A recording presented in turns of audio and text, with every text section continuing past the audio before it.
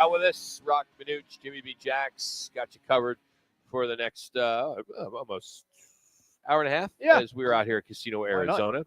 On Mondays, we like to do our G2G protein bars game changers. And G2G protein bars, if you have not tried them, they're now available in Costco. They're in the refrigerated section. And you'll see what I mean when you have them. They're outstanding, especially my favorite, the peanut butter banana chocolate. Who doesn't like peanut butter banana chocolate in anything? They're delicious. They're good for you. And they're great to put in your golf bag or a way to get some solid protein, healthy fats into your diet. You can check it out at the refrigerated section or in the refrigerated section at Costco, or just go to g2gbar.com. All right, we'll start with me first, me being Rock, and here's someone who keeps making history. The Viking defense, 2nd down 9. Donald getting messy, going deep, and he's got Jefferson. He's got Jefferson. It's a foot race downfield with Brown. Shifting gears, getting a block, that's 6. 97 yards. Holy smokes.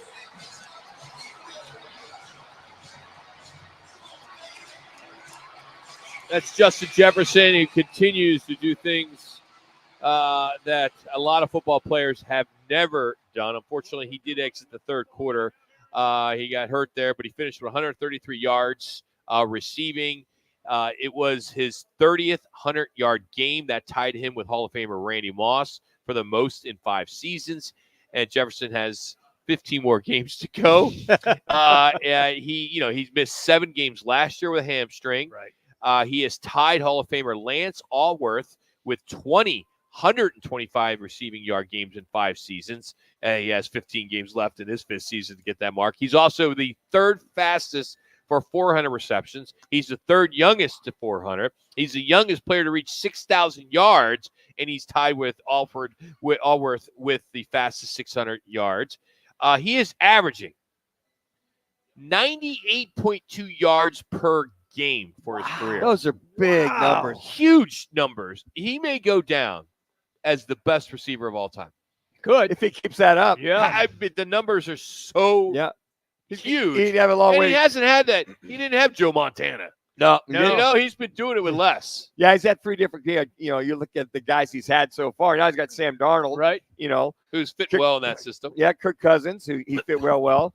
I think that you look at that, but I mean, the guy, the average is just off the chart. That's like the old AFL days. It is of AFL. Allworth, Yes. Don Maynard. Yes. And you think of all those guys that would throw, like every other down was all pass in the AFL. It's interesting that it's all equated then to Lance Allworth. You guys remember Lance Allworth's nickname? Bambi. There you go. Yeah, absolutely. That's it. That's the poster hanging up there in the That's it. Minucci household. He was awesome, Allworth. All right, guys, my G2G protein bar guy's a guy that was scrambling all over the place, had a perfect quarterback rating. Well, here he is, Kyler Murray on a 27-yard scramble.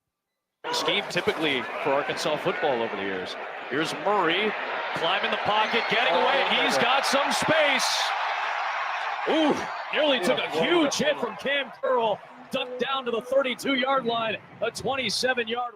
It's a good thing he did duck down or slide down. Cam Curl coming in there with the forearm shiver. Kyler Murray touchdown pass to Marvin Harrison Jr. Murray on the day was 17 of 21.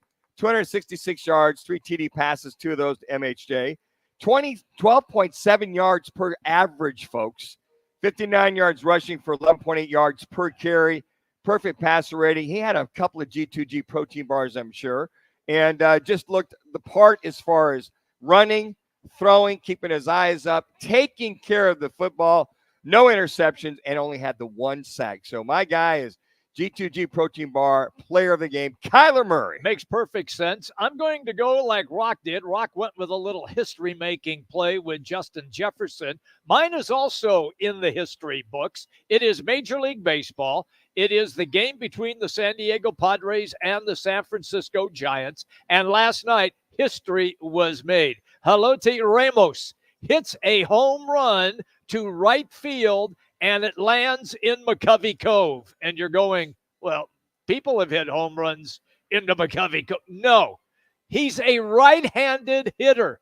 It's the first time ever A right-handed hitter has gone opposite field, and the ball has hit the water in McCovey Cove. First time ever. The shot was over 400 feet on that drive. First time ever right-handed hitter, history making at the yard last night. Was the ball retrieved? It was.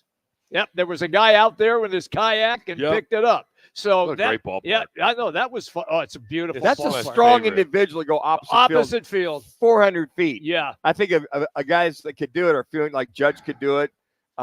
You think if Christian Walker could do it? Ohtani. Well, Ohtani's left-handed. Yeah, but he would go the opposite way, right field. But I'm talking about left players that go, well, yeah. Judge is lefty. Or no, Judge he's is right-handed. Ohtani goes opposite a lot. Yeah, he does. You know? Yeah. But anyway, speaking of baseball, D-backs, they avoided a 3-game sweep with their 11-10 win over the Brewers at the bank yesterday.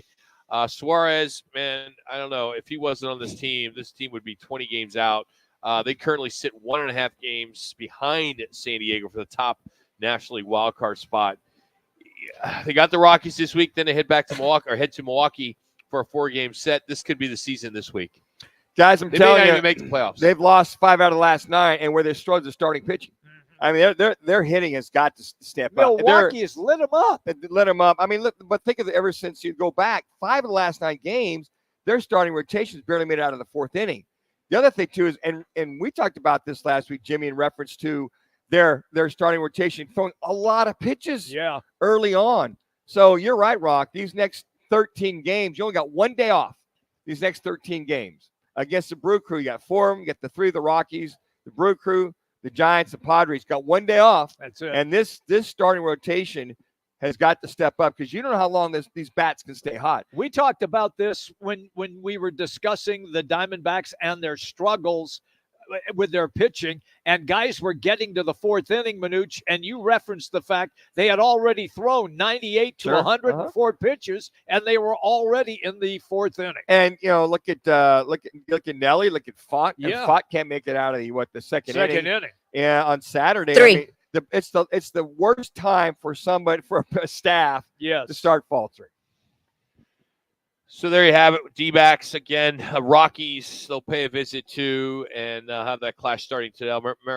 Merrill Kelly will get the ball in this 3-game set to start. Moreno is getting activated from the injured list yesterday, so that's good. Paul Sewald went on the IL, so some injuries still become a problem. Nelson went on the IL. He's on. Yep. So you look at hey, Jordan Montgomery. Here we go, bud. I know. Here's your chance to step back up again. He's going to be the guy, I think, that comes up with all the others. But I think Montgomery will fill in the role. Don't know how long. He's got the shoulder strain. He has. Being Nelson. How long that lasts. Hope it's not a week or 2 weeks. You only got 2 weeks. Manuch, I'm still not sold on Montgomery. I've seen him come out of the pen, and a couple of innings he's looked really good, and then other times he's come in and he's gotten lit up. So I'm still. He's the de facto, Jimmy. He's the guy that's going to come up. I know that's going to be the case. So he better figure it out because that 4. I doubt if Nelson can come back in 2 weeks. Okay. So he's the guy, and Moreno coming back will help a lot. Agreed. His bat will help immensely. Tonight, Monday Night Football, the Falcons and the Eagles. Can I just say that Rock is attired quite nicely in Eagles gear this evening. That is his hometown team, but yet he has already stated that he doesn't like the shirt that he has on. I don't. And he wants to change it.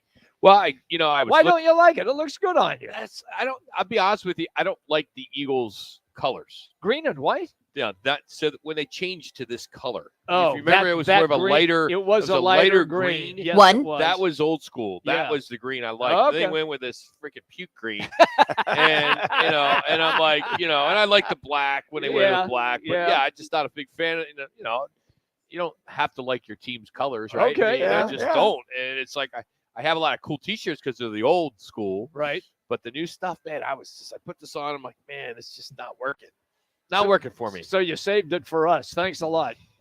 I saw something on, it was probably TikTok last night or something where there's like, can you name the only team that ends in ES? 30? ES in all the NFL. ES, like when it comes to you the mean Falcons the or mascot the Jets name, or whatever. names. Who's the only team in the ES? There's only one. Ends in ES. Yeah, Yes. it's kind of tough. It's a hell of a trivia question. It really is. Scour the brain on that Yeah, one. I got to think about that one. TikTok, they asked all these people and that no one question. could get it. Trivia question. Yeah, ES. It's hard. Man, Not really. Yeah. Oh, okay. What you think about it? Yeah, I mean, I couldn't Is it give you, the I couldn't give Panthers? you an Is it easier the clue. Panthers?